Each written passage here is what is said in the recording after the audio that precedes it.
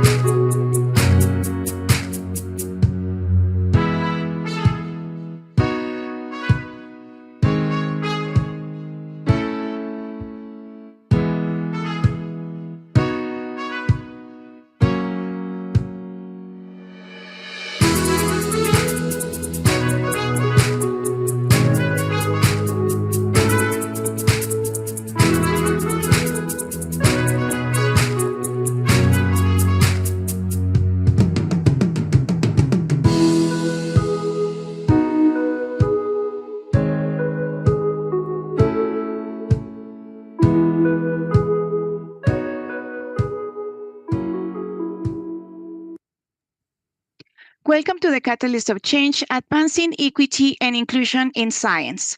This seminar is in English with interpretation available in Spanish, French, and Hindi. You may select the language of your preference at the Zoom bar menu. We will be hearing today from Dr. Patricia Duffy, a professor of agricultural economics at Auburn University, now retired. Dr. Duffy's research and teaching focused primarily on agricultural policy and farm management. Right after her presentation, Patricia Duffy will have a conversation with Peter Rutzefer, a seed system specialist at CIMMYT based in Nairobi, Kenya. We invite you to submit your questions and comments on the Slido tool to be addressed in the Q&A session right after the conversation. Now, I would like to welcome Dr. Brian Goberts, Director General of CIMMYT, to officially open the event and introduce our distinguished speaker of today, Dr. Patricia Duffy. Dr. Goberts, over to you.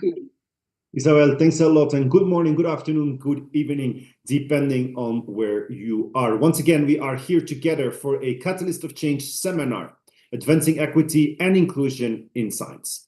The purpose of the Catalyst of Change seminars is to showcase leaders who are advancing equity and inclusion in their organizations and communities. Therefore, in this series, we highlight a diverse range of leaders, changemakers, and allies of women, underrepresented geographies and ethnicities, differently abled people, indigenous communities, and other often unheard voices in agriculture, science, and development. Equity and inclusion in leadership are essential to build effective, ethical, and future-ready organizations. That is exactly what we at CIMMYT want to be. By highlighting diverse leaders who put equity and inclusion at the center of their leadership, we therefore aim to look at role models, to interiorize what they have done, what they have learned, so we can ourselves become a better version of ourselves and together construct a better version of this institution. Inclusive leaders bring people with different experiences and worldviews into the decision-making, which results in more innovative solutions, greater ability to anticipate risks and unintended consequences, and better representation of the stakeholder needs. And isn't that exactly what the world this day needs?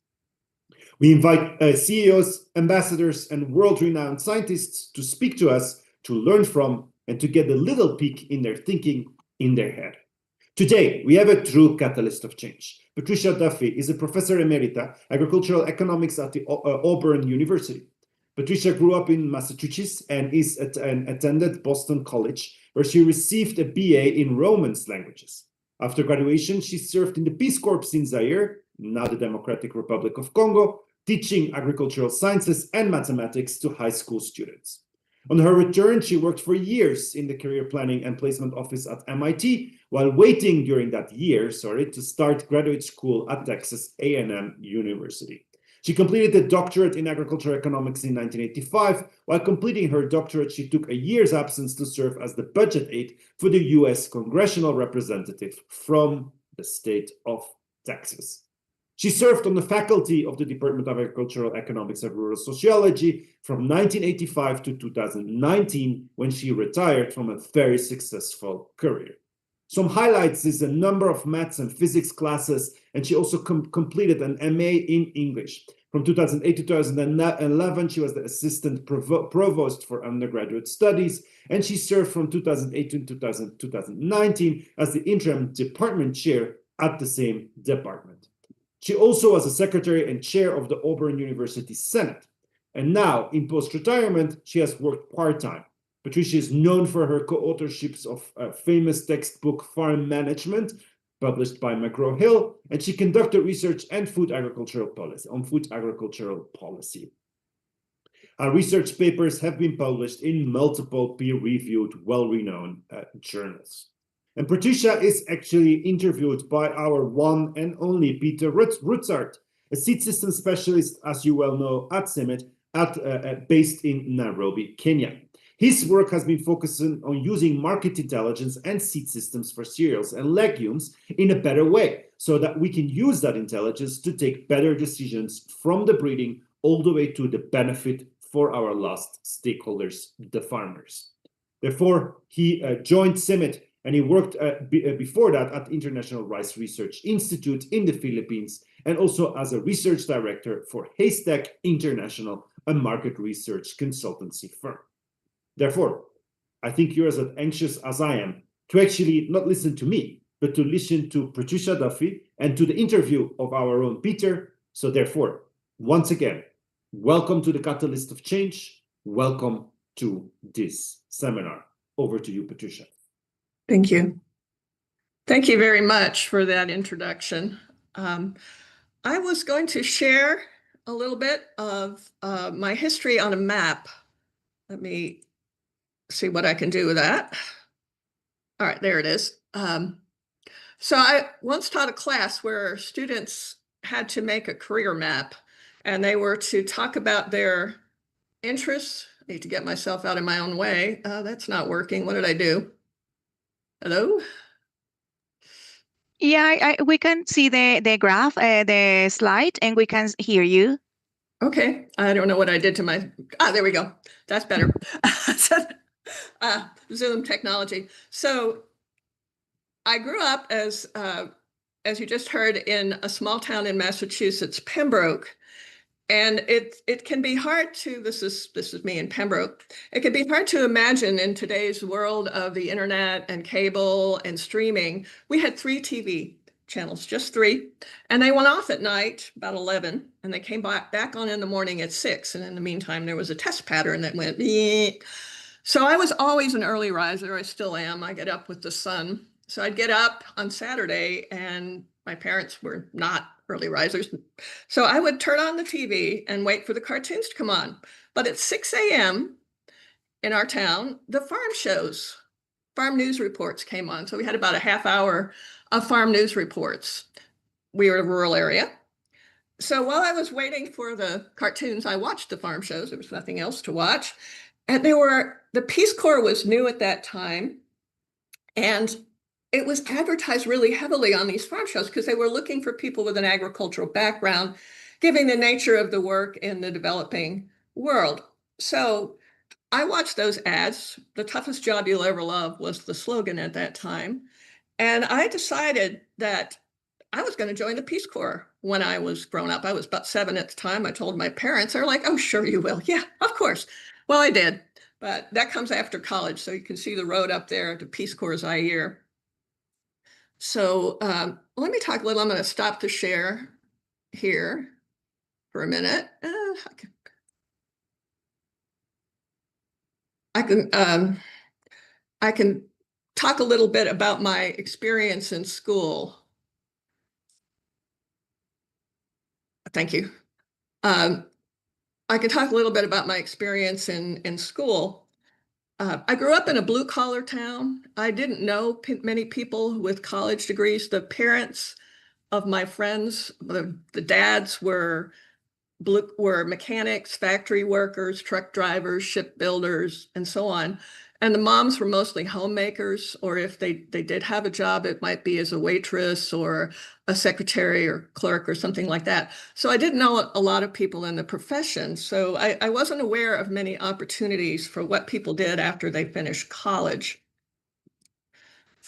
So I was very lucky to receive a very good math background in elementary school. I had fantastic background, very lucky. I hear about other people and their math teaching, and I was fortunate.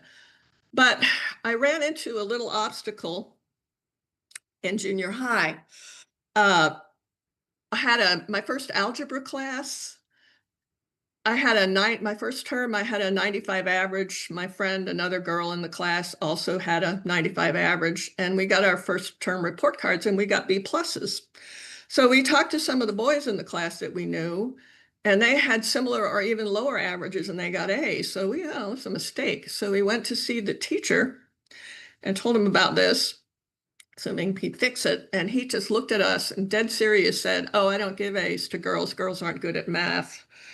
And we accepted that. In those days, parents really didn't contact the school, so we just took the B plus and went on our way. My other high school teachers, junior high teachers, were not so biased, but the message we got overall, growing up in that time and that place, probably not that unusual for the whole country, was girls should major in humanities if they bother to go to college at all, unless they want to be doctors. And I didn't want to be a doctor. I knew I didn't want to do that.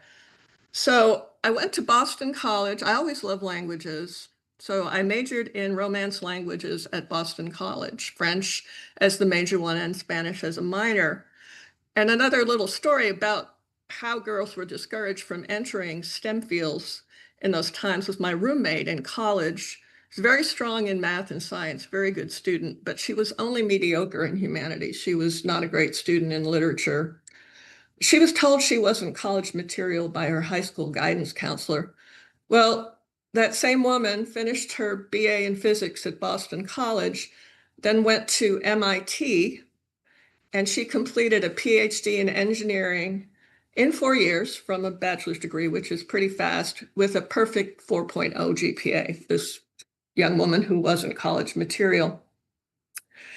And while I was in college, my father was often asked, "Why are you wasting money sending a girl to school?" That was sort of an atmosphere in the town that I grew up in, that you wouldn't, unless you were going to be a nurse, maybe you wouldn't go to school. So I have to get the screen share back, get the map back. Okay, so I knew I didn't want to be a doctor. I had met doctors and I knew what they did. I had gone to doctors and I realized this was not a career I wanted. I'm not interested in the field. I didn't want to do it. And about the only other profession I knew anything about was being a lawyer. And unfortunately, I got my impression of what lawyers did all day by watching Perry Mason. If you've ever seen Perry Mason, he really wasn't acting as a lawyer. He was acting as a detective. So what I might have liked to do was be a detective. But at that time, even if I had known about that career, at the time, women were seldom admitted to police forces in such a role. So that wouldn't have been very viable. Because I thought I was going to go to law school, before leaving for the Peace Corps, which I was still determined to do that from my 7-year-old farm shows, I took the LSAT, and then so I could figure out how to apply to law school from the Congo, Democratic Republic of Congo, then called Zaire. I interviewed at some law schools, and there it was that I met lawyers, and I found out what lawyers do for a living. And I decided I did not want to do that. This was actually not what I wanted to do. So I found myself here in the swamp of disillusionment, not knowing what I was going to do with the rest of my life. But I figured, oh, I have a couple of years to sort it out. I will go off to my Peace Corps assignment in the Congo and think about it.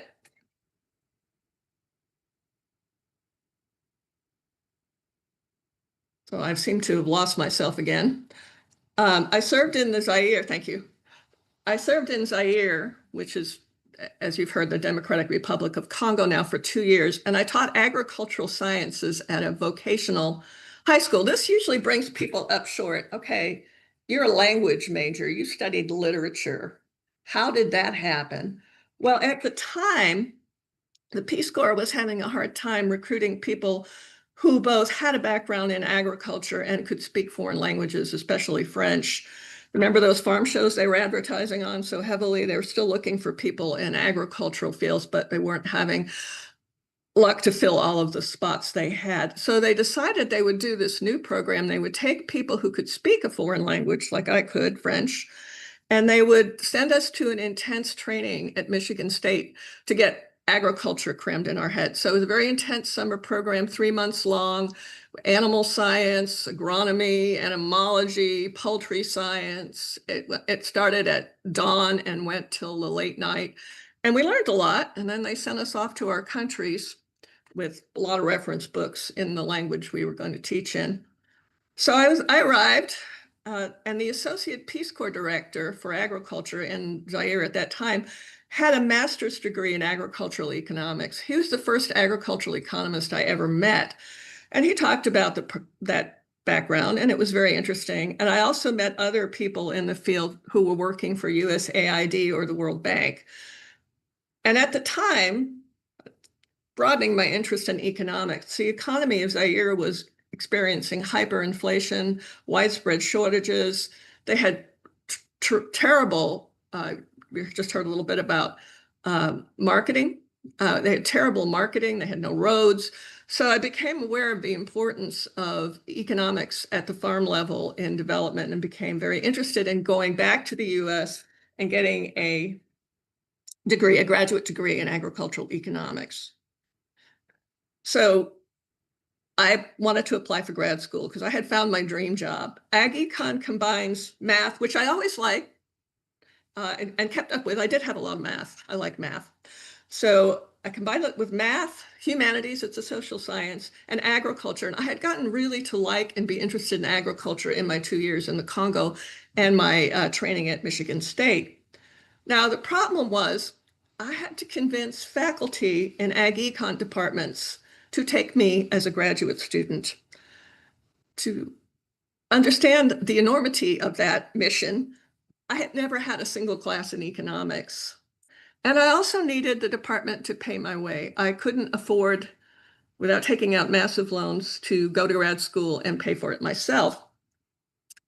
When I was back in the US after my Peace Corps, you remember that roommate of mine who went on to do a PhD at MIT? I moved back in with her and I interviewed for a job at MIT in the Career Planning and Placement Office. Mostly I was helping engineers write cover letters and resumes. This was a perfect place to look into going to grad school in a field I didn't know anything much about other than meeting a few ag economists. They had, in those pre-internet days, you needed actual books. They had catalogs from all the universities, they had rankings, they had all that.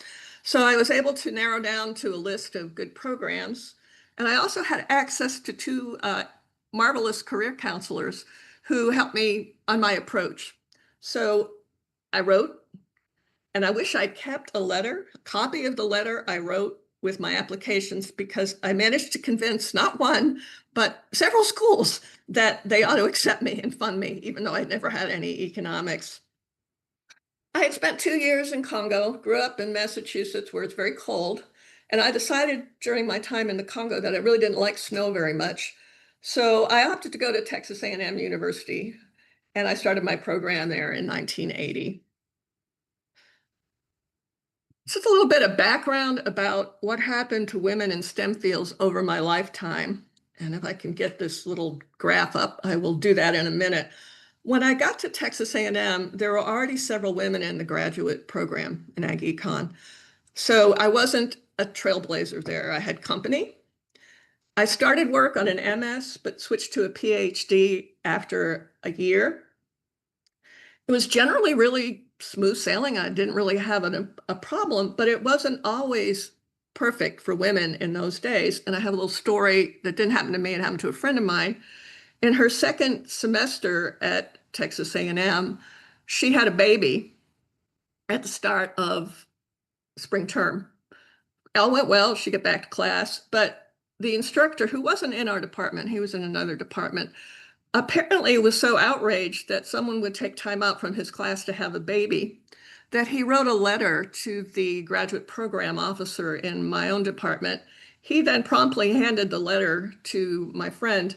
I'm not sure why he did that. Maybe he thought she might get a bad grade she hadn't earned and might need it for leverage, but that didn't happen. She got the grade she earned. It was a good grade. So we all went on from there.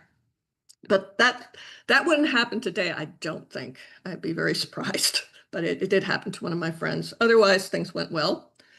During that time, I took 1 year and I worked as a budget aide to the representative from the 6th Congressional District of Texas. He had been on the faculty at Texas A&M before my time, before he went up to Congress. He still had a number of friends on the faculty, and one of them recommended me for the job. It was really interesting work. I learned a lot, but this wasn't the career I wanted. I wanted to go back, finish my doctorate, go into teaching and research in ag econ. And I'm going to try to get that, that visual for you, which I think is very interesting. All right, that's not it. This is it. This is from Department of Labor, and it looks at women workers in science, technology, and engineering over pretty much over my lifetime. Here I was in high school.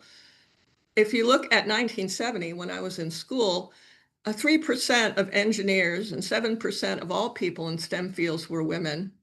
And then in 1980, when I was starting graduate school, that had doubled to 14% for all STEM fields. And it was higher for the social sciences and the life sciences, which ag econ combines.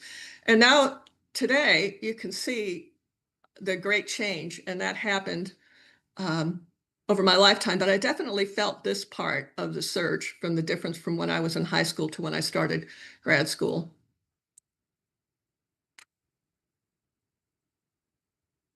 I started work at Auburn University, as you've heard, in 1985. I was the first woman hired into a tenure-track faculty position in the College of Agriculture, so I was a bit of a trailblazer there. I knew there weren't any women in the department because I'd interviewed there, but I assumed there were some lurking around the college. So a couple of weeks after I started work, I asked my then department head, "Hi, I'd like to meet the other women in the college. Can you set that up for me?" They kind of looked at me blankly. Women? College? And I went, "Well, I think there's a couple over in biology and math." So there weren't a lot of women in the STEM fields at Auburn when I started. That changed rapidly while I was there. I wasn't the only woman in the college long. A few months later, they hired the second one. And over time, the number of women in faculty positions rose. It's probably about a third now. I need to do a count, maybe even higher than that. It's much different than it was. My major focus in my first part of my career was farm management and farm policy. I did a lot of work on cotton farms. I sometimes joke that I owe my tenure to the boll weevil because I got a lot of funding and wrote some papers early on about a program called boll weevil eradication that was trying to reduce the impact of boll weevils on cotton farms. So yeah, I have a fondness in my heart for that little boll weevil.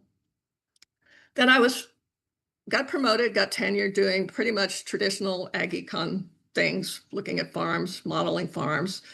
And I was promoted to professor in 1995. During my time at Auburn, I taught a lot of classes, a lot of different ones.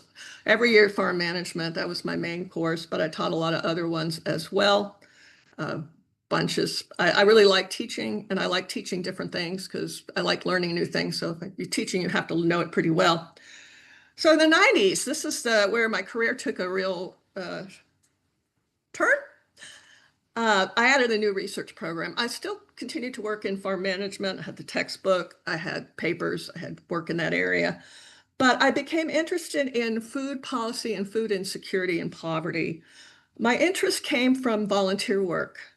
I was on the board of one of our local food pantries, which is where they give out free food, free commodities to impoverished people in a community, typically privately run. Usually often by a religious agency. Ours was a group of churches in the area that combined to run it. And I was also on the board for our local Department of Human Services on a committee assessing how children's needs were met in foster care and child protective services. In both roles, I got to see up close and personal how poverty affects people. There was also quite a bit of poverty in the area where I grew up. And one of the things that inspired me to join this board for the foster kids and the child protective services is when I was 7 years old, one of my neighborhood good friends was taken into foster care in another town. and I never saw her again. That was pretty traumatizing for me, but it must have been much more traumatizing for her because she lost all her friends, her family in one swoop.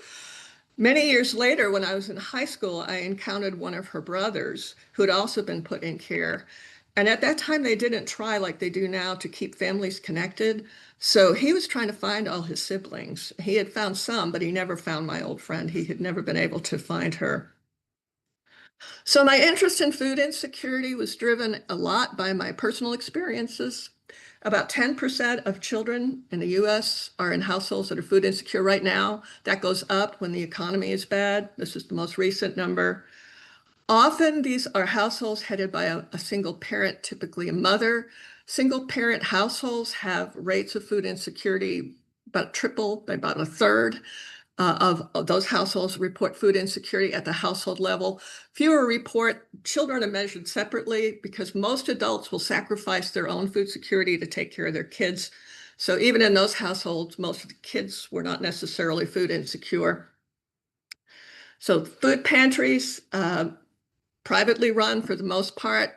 Some get all of their donations privately. Some get surplus commodities from the US government. And there's an overlap in the clientele base for food pantries and food stamps, but you have a lot of people in the food pantries who don't get food stamps. And that was one focus of my research. Why didn't they? And there were a lot of reasons behind it, sometimes including the red tape. Sometimes they weren't eligible for some reason or the other. I'd just like to highlight that my research shift was in line with a broader trend in the profession. I started off in a very traditional subfield farm management. It doesn't get much more traditional than that. And I kept that focus, but this new one coincided with what was happening as more and more women entered the ag econ profession. And there's a very interesting article that appeared in the Applied Economics Perspectives and Policy Journal by Susan Offit and Jill McCluskey called How Women Saved Agricultural Economics.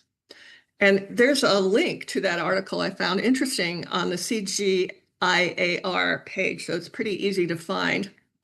But it highlighted how women started entering, more likely than men to go into non-traditional fields: food insecurity, nutritional problems, food safety, human development, rural development, resources.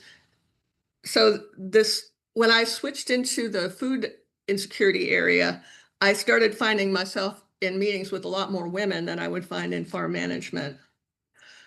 So that was my research program, and that shift took place around the same time a lot of women were doing the same thing. And I didn't know that till I read the paper. I should have observed it. So I went into administration for a while, for my sins, I guess. From 2008 to 2011, I was the assistant provost for undergrad studies. And I was hired primarily to work with interdisciplinary studies, given my background. I really loved that work. I taught the interdisciplinary course where I made the map. And also, I helped students make their plans of study for combining different degrees, different programs to make a unique plan of study. But retirement happened in 2010, and without much consultation to me, I was shifted into doing things in the provost office that I didn't enjoy as much. They weren't awful things. It just wasn't things that I really wanted to do. So I went back to the department in 2011 and resumed my teaching and research. And then in 2018, 2019, I was briefly the department chair, interim department chair, while I searched for a permanent chair. Then I retired in 2019, but I have kept busy. I teach part-time. I taught farm management this last spring. I said my favorite course, so I taught that. And I also did some summer short courses for students at Huazhong Agricultural University in China. Mostly it was Zoom the first few years because of COVID, but last year we got to go in person and had fantastic experience. And just as a little side note, I've always loved science fiction. I've even written some and had some published short stories in that field. So I volunteer now as an assistant editor for science fiction on an online magazine. And that is my talk, and I appreciate your time. So apologies, Patricia. Thank you so much. I had a lot of questions, but we can also talk about science fiction for the next 30 minutes if you really want to, because I'm usually interested by science fiction. Yeah, that's probably not the main mission of CIMMYT, however. No, so let's try to bring it back to maybe a question in the end if you have some time over. But I do have quite some questions. So, but let me first give a very brief introduction, or just introduce myself. So, I'm Pieter Rutsaert, as you see now also on the screen, working with CIMMYT. I work in Nairobi, in the Nairobi office. I have been here for I'm starting my 8th year. And I have been since the start working around market research, around seed systems. Also, as a background, I'm an agriculture economist, but have drifted off into other fields, or I haven't stuck to optimizing utility for farmers. I've been more looking into market research, into how people make choices.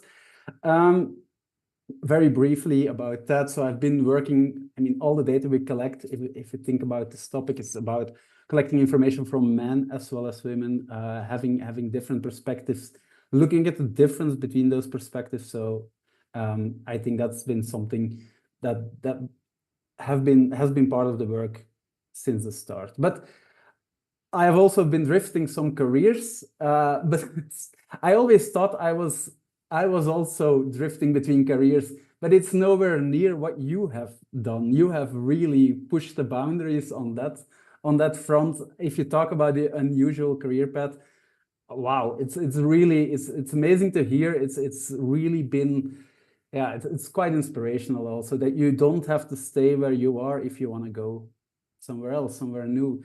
Now, my first question for you is, what has driven you here? Like, how have you been, like, what kept you pushing towards every time jumping into a new field, pushing you through? Because we can maybe politely say you haven't taken the easiest road. Like, it's definitely the road less traveled. So how did you do that, and what pushed you to do that? Well, there's a nice word for it. I'm really curious, or you could just say I'm really nosy. So I really like to know new things. So if there's my husband has likened me to the birds that are attracted by sparkly things. Oh, look! So I will get really interested in something. I'll read something and I'll go, oh, that's really interesting. And I'll go down the rabbit hole of trying to figure it out. So, but what happened with the Peace Corps was really fortuitous for me, because I had so little background in knowing about careers beyond doctor and lawyer. That was kind of it. And I wanted to go in the Peace Corps thanks to those ads. And I spoke French, and I thought they would have me go teach English as a foreign language. But I had actually a decent, I wasn't a major, but I had a decent background in math and science. They were like, oh, you'd probably be pretty good for this new ag program. And I said, oh, yeah, sign me up. It's new. Look. So I went and I loved it. I loved my time at Michigan State. I was fascinated by agriculture. And when I went to Congo, it was so clear to me how fundamental agriculture is to development. Yeah. And even at the time, Mobutu Sese Seko, who some of you may know who that was president. But the slogan for Congo at the time was agriculture, priorité des priorités. Agriculture, the priority, lapsing into Spanish, the priority of priorities. So there was a lot of focus on agriculture and development. And also, what you're talking about marketing and the importance of getting that information, I clearly saw that when I was in the Congo. They knew how to grow corn in Upper Congo, where I was, better than I did. But it was the marketing channels, the lack of information, all of that, pivotal. Yeah, and if you talk about that experience, because I wrote it down, like, you got this huge training course on agriculture, and then you go to Congo. How much of what was in those books did you actually have to use? Like, I was just wondering about it. Like, did you come into a completely new environment and say, let's throw those books out again and start fresh? Or how did that happen? Well, we had teachers at the school I was in who were really helpful. It's hard to imagine if you haven't been to one of the schools in places like Congo, especially in the 70s when I was there, how poor they are. The students didn't have books. So the teachers did, and they had old notebooks. You know, the joke about the yellowed lecture notes, that was true. So I would have to write everything in French, which I spoke really well at the time. I didn't make Spanish and then. So I would write on the blackboard the information they needed, and they would copy it into their notebooks.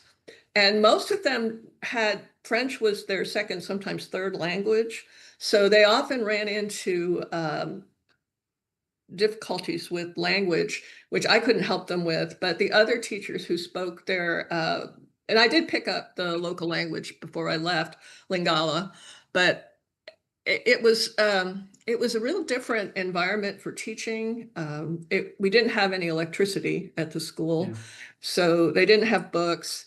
So I really got a lot of help from some of the other teachers who were experienced in teaching. So it was particularly one named Monganga, that was his name. He was very, very helpful. And the principal of the school, a man named Wheaton Bina, they were very supportive and helpful. So, and the students were fantastic. They came from very poor backgrounds. They didn't have books, but they were really eager to learn. They really wanted to learn. Yeah.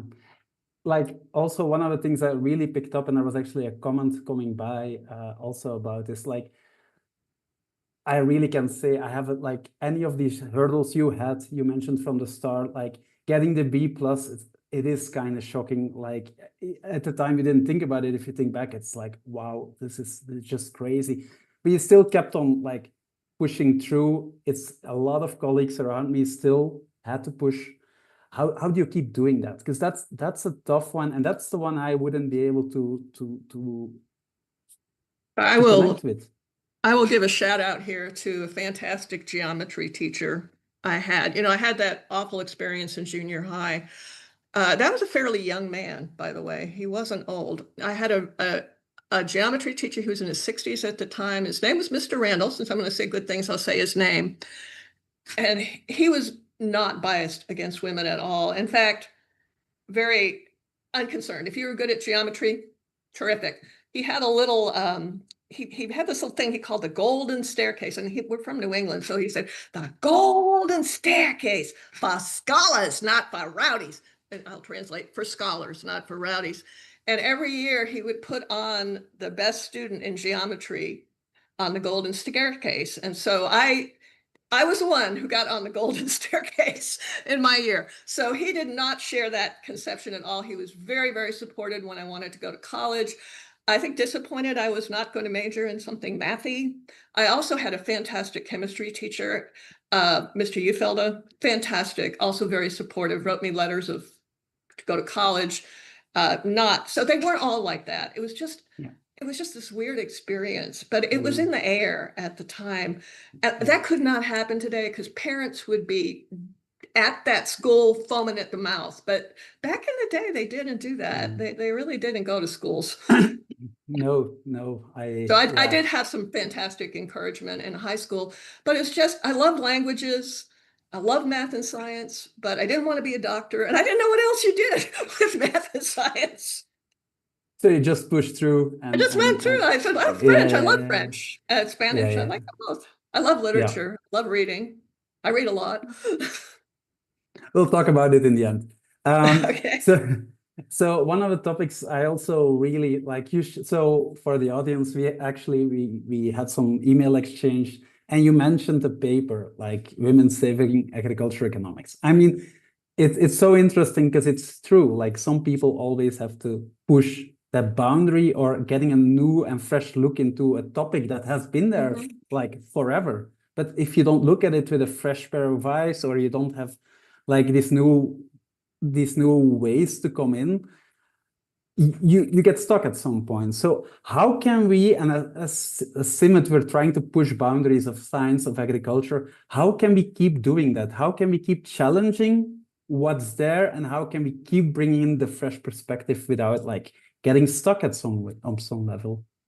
Yeah, that's a real challenge. I know that when I was in my early years going up for tenure, for example, I had to publish in journals with economics in the titles, or it was just not going to count. I mean, it was not going to count towards getting tenure. Now, over the course of my career, things really changed. And in the 90s, for example, a lot of grants, 90s, 2000s, a lot of grants started requiring multidisciplinary or interdisciplinary teams, which was great for me because I love doing interdisciplinary research. I could learn something new. Like I always like new things. So that really helps. And I think also making sure that we don't just hire ourselves. And one of my friends in administration at Auburn, when I was doing that, we were talking about a problem in a certain department, and it just always seemed to be stuck. And we were talking about it, and she gave me this phrase that I thought was perfect. She called it the hiring of young geezers. They go out and exactly hire themselves. So you don't get the change of new perspectives, people with different backgrounds. That my department has taken the opposite approach, Ag Econ and Rural Soc. If you look at the faculty now versus when I was there, the only woman, we had one African American faculty member, and me and everybody else were white, typically Southern men. But then over time, if you look at the composition of the faculty now, it's so different. There are women, there are people from other countries, there are people of all shades and hues.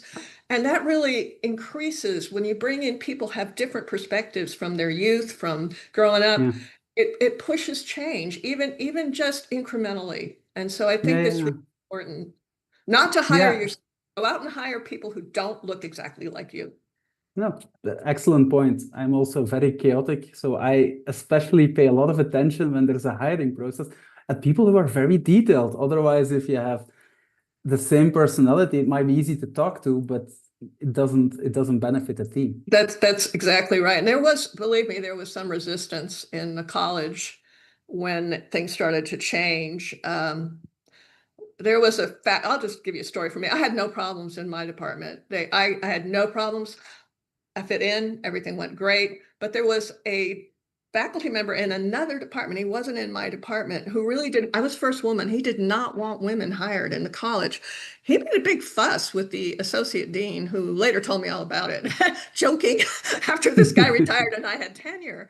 So, I mean, it was just, it wasn't even in his department, but it was maybe a year or two later that they started hiring women in his department. So I guess he saw the handwriting on the wall. Maybe I was the camel's nose going into that tent, and he wanted to head it off at the pass. So I had trouble in my own department. That's not true universally. Women in the 80s, I was very lucky. You wouldn't think, oh, you're at a Southern university with no women in the college, you're going to have a terrible time. I did not. I had a very good time. I had women in my cohort that were not at Auburn who had lots of difficulty getting accepted, getting tenure, and so on. Yeah. Because of course, like pushing boundaries also comes at a cost. Like that's also like it might be it keeps a struggle, and for what everybody else, you do 70% of the effort and you get a positive response. You always have to do 100% of the effort to get the same response. Exactly. I think that has really changed a lot. In my last years, I was on a lot of hiring committees, both in my department and across the university. I just did not see the resistance to different types of people that was palpable in the 80s. One of the things, and we also briefly talked before we started here about multidisciplinarity, interdisciplinarity. You mentioned you really like this. Science and agriculture is a place where it has to happen. I had yesterday a call with the European Space Agency. Oh, cool. Or like completely different topics coming together.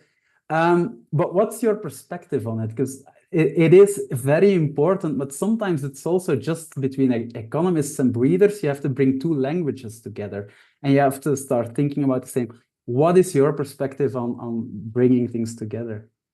You really need the parties involved in the different disciplines to be open-minded and willing to learn from each other. For example, I did a lot of work with a woman in nutrition. We wrote a lot of papers together dealing with food insecurity, diet quality, things of that type.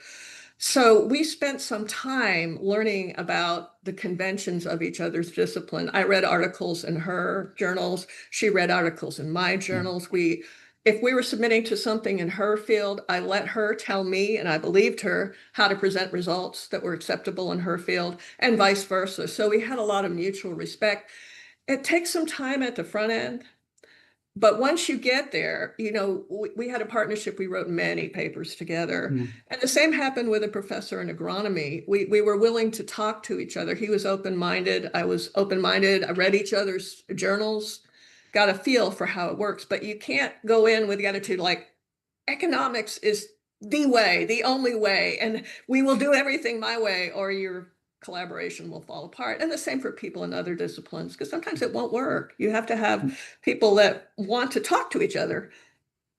Yeah, I think, yeah, that's definitely, it's crucial. Just personal connection with these people, willing to listen, willing to learn, and interest in different fields, curiosity. That's definitely an important aspect. It also helps if you go out to lunch and just talk about random things, to get that human connection going. I mean, that's not a waste of time, folks. Very helpful. Yeah. I still remember COVID. Everything became a fight at one moment because everybody was remote and you don't talk anymore, or in meetings you don't have a chat over a coffee break, and it wasn't good.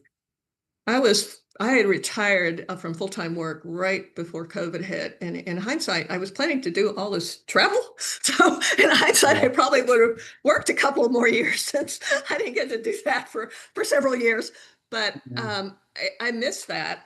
But I did see, when I came back to teach part-time, changes in students, changes in the department culture. There were fewer people in the halls because people got used to working at home. Students used to congregate around even when they weren't in class, and it would be so quiet, even post-COVID, even this last spring. So it's sort of like a change that's not really fully back on track. Yeah. No, it's true. So I do have one or two more questions, but I also want to give the audience definitely room for question. Isabel, just to check, can I ask one more question? Sure, please go ahead. Sure. Okay. Before we go into science fiction, of course. So the last, one of the topics I find really interesting, and it's also coming from discussions I had with an anthropologist also, and it's about poverty. And it's about decision making. So from an economics point of view, we're always thinking optimal decision making. Now, if you're poor, if you're food insecure, you make decisions under stress. There is so much stress constantly, which has a real impact on decision making, on all these things. What has been your experiences in this topic, in this field? Because it is not optimal, of course. So that's one of the things. Well, early on, back in the 90s, food insecurity research was just really starting up.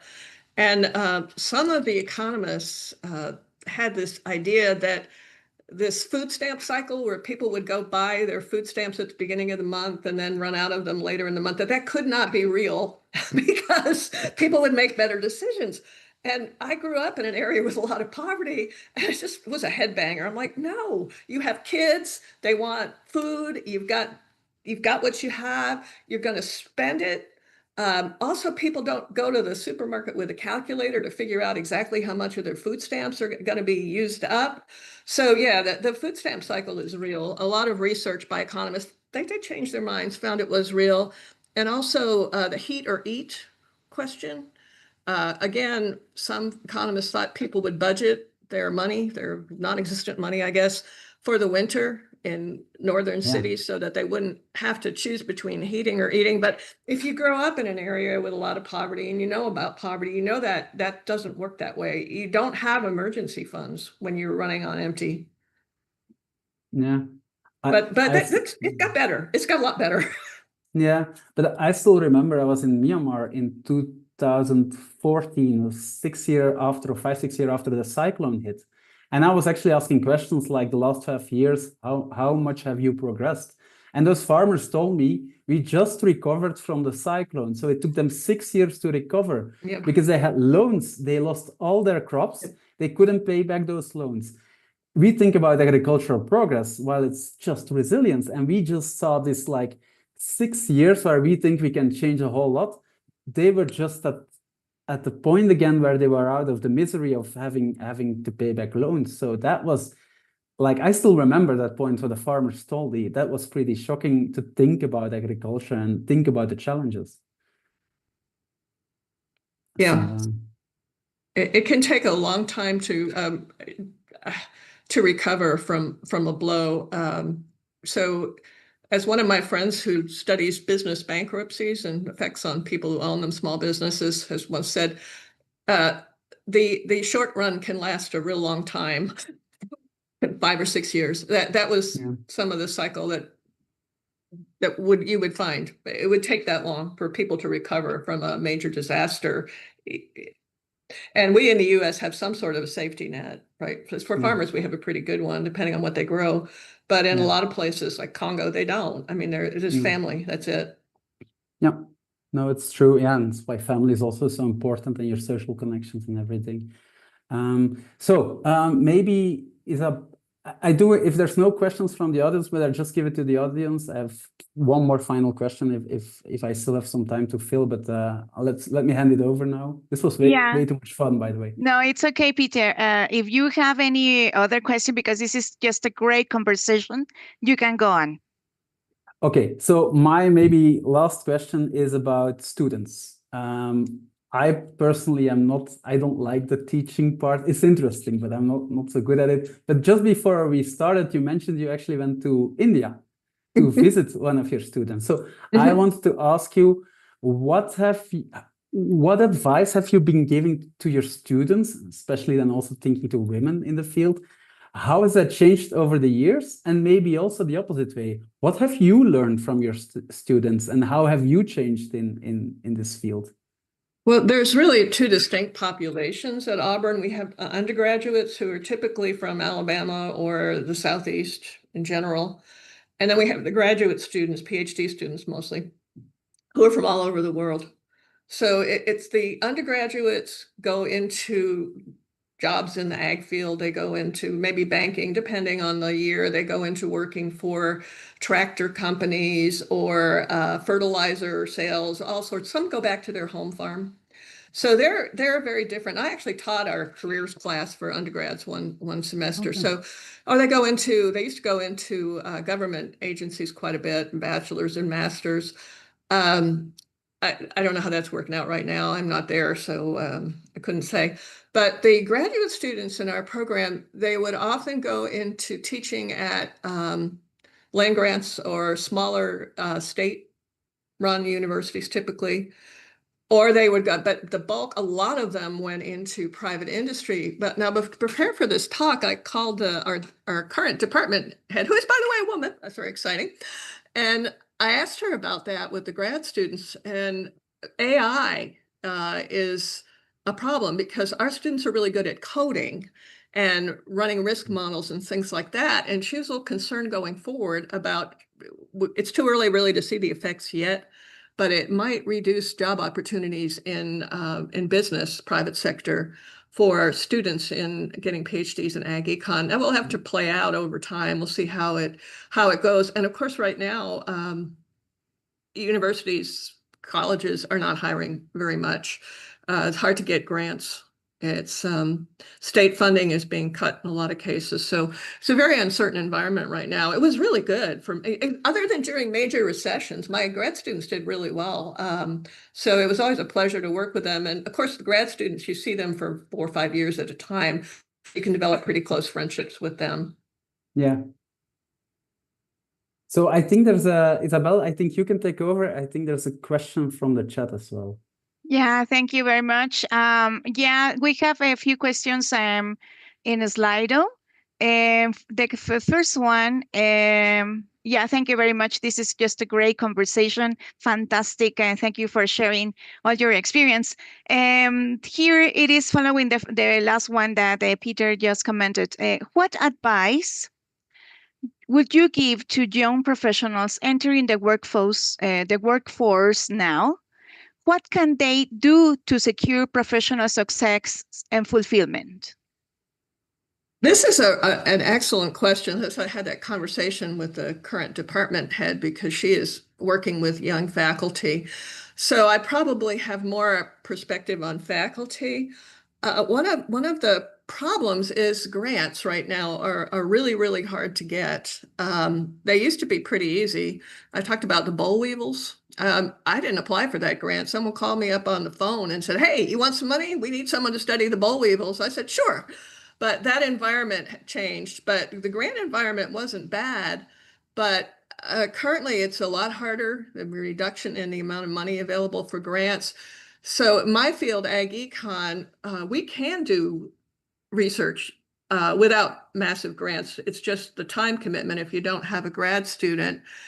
And then teaching is more of a challenge because post-COVID, people seem to not really want to be live, and most of our classes are live. They want to do remote, or a lot of students, not all, but some do. The professions, that I think is going to take some time going into banking or risk modeling for a company. It'll take some time to see how AI is going to play out. I'm hopeful that companies are going to learn that people are better than large language models for coding and things like that. But right now, it's a bit of a challenge. I would say too, networking helps. Having a good, I taught career planning, having a good resume, keeping up with trends, all of that. But it's a very uncertain time right now as technology is changing for our field, especially ag econ. Now, in some of the fields, agronomy grants, they have to plant things, crop science. So they need a lot of money for their research. And I don't know how much the private sector can fill in the gaps in the government grants. Yeah, thank you very much. Talking about you said that you read a lot. So what is one of your favorite books that you? Oh, there's so many. Where should I start? Isaac Asimov, the Foundation series, Jane Austen, anything she ever wrote, Middlemarch, Victor Hugo. I love poetry, Baudelaire, Verlaine, my favorite poet, Gerard Manley Hopkins. And then I read a lot of stuff that you wouldn't exactly classify as highbrow literature. I like detective novels. I like historical novels. So I read a lot. In fact, I had to join Kindle Unlimited to avoid bankruptcy through Kindle purchases. So I'm now looking for things that are either free or on Kindle. And it's helpful to read in other languages because there's a surprising amount of free stuff in Spanish and French. Thank you very much. So you finished Kindle. Yes. You finished Kindle. That's really interesting. Yeah, I read about a book every other day. So yeah, okay. I was after retirement. I couldn't read that much when I was still working full time. But I was like the Kindle bills. I'm like, oh my gosh, I got to find a way to get books cheaper. I go to the library, but I really like, which I really like to read on screen because my eyesight isn't great and I can make the print big. Yeah, this is great. So, we are about to finish. So, what words of wisdom could you share with the audience as our takeaway? I think keep an open mind, and if something looks interesting and you have the time, no harm in going down those little, especially easy with the internet. You don't have to go to the library to read a bunch of stuff. You can go down the rabbit hole and see if you can find the rabbit. So just keep looking, meet people, find people you want to work with. That's really important. Having a good relationship with coworkers for collaborative research is critical. Be kind. Don't be arrogant. Yeah, economists kind of, not so much ag economists, but some economists have the reputation of being arrogant. It's not helpful to them. No. Yeah, so thank you so much. On behalf of Dr. Brian Goberts, Director General of CIMMYT, we thank Patricia Duffy so much for sharing with us your outstanding professional and personal journey. Also, we appreciate Peter having this very interesting conversation, very enthusiastic conversation with Patricia. Thank you both for being a catalyst of change. And also, we thank and invite the audience to join the following Catalyst of Change Advancing Equity and Inclusion in Science seminar in 2 weeks. Have a great day or evening. Thank you very much. Thank you. Thank you. Thank you very much.